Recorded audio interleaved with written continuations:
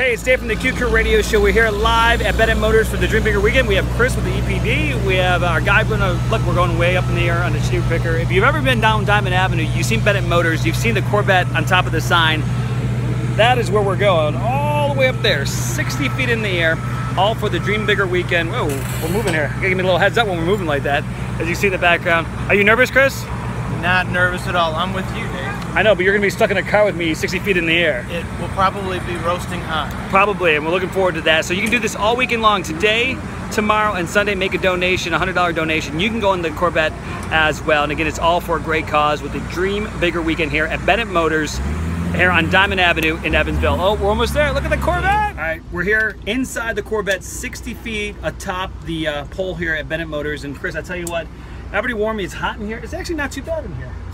No, it's not too bad. It would be nice if a little breeze came through here, though. A little breeze. Well, the guy said you can leave the door open if you wanted to. And then we was like, nah, no, that's good. We won't leave the door open. So, and I'm a little worried. The wind's starting to pick up a little bit of shifting here and there, but I think we're going to be all right. So, You want me to move it? Don't do that. No, don't.